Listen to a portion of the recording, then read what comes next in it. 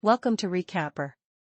Let's discuss the fourth episode of The Night Agent entitled Eyes Only.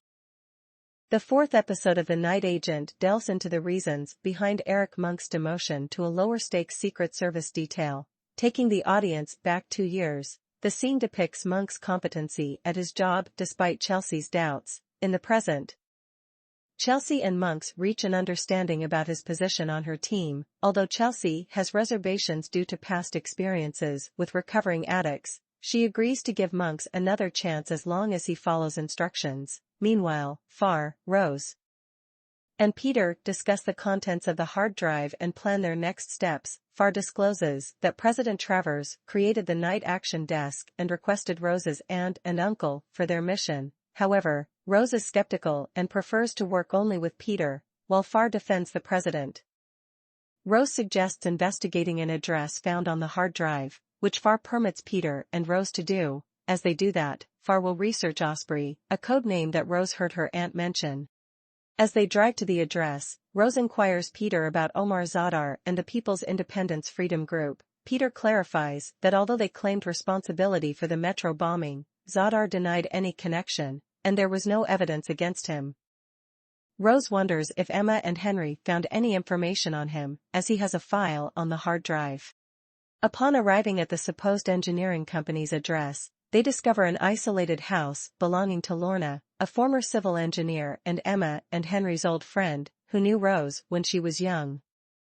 Lorna reveals that they were searching for blueprints and schematics of specific buildings to gather intelligence on the gas and power lines running through Washington, D.C. They visit the area in D.C. that Emma and Henry were interested in and stop at a cafe to examine some maps. While Peter goes to the bathroom, he notices the rumbling from the metro train, indicating that it runs directly beneath them. This could explain why the cafe was on the hard drive Rose found. While Peter is away, Lorna advises Rose to be wary of trusting him, given his father's identity, and suggests that she check if he has a file on the hard drive. However, Peter does not have one.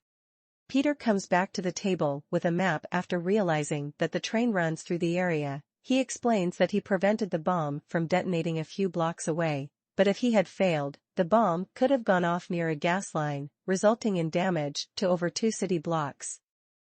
Lorna believes that the bombers' plans might have been more extensive than they initially thought, and to uncover the traitors' plan, they need to figure out what they failed to do a year ago. Afterward, Rose and Peter decide to regroup at a motel room and continue to connect with each other. During their conversation, Peter reveals more about his past relationship with his ex-fiancée and why it didn't work out. Far contacts Peter to confirm that his suspicions were right and that someone had indeed installed spyware on her phone. She advises him to switch to a new phone after their call. Later, they access surveillance footage from the hard drive and notice Chelsea Arrington, who they had seen in the cafe earlier, seemingly observing something. Peter recognizes her, and this discovery reveals a potential link between the metro bombing and the story of the VP's daughter. The situation becomes more complex with the final revelation that Vice President Ashley Redfield is the one who hired the assassins and is the primary antagonist and traitor in the White House. He has been working with Gordon Wick, who hired Ellen and Dale to do his bidding. Regarding the assassins, they manage to locate Lorna and interrogate her for information on Rose and Peter's whereabouts. Unfortunately, Lorna doesn't survive the encounter, and the assassins dispose of her body in the woods. The vice president is aware of this, and although he doesn't want to be involved in such actions, he orders his associates to eliminate any potential loose ends, making him partially responsible for Lorna's death. That was the recap of 4th episode of The Night Agent. Thank you.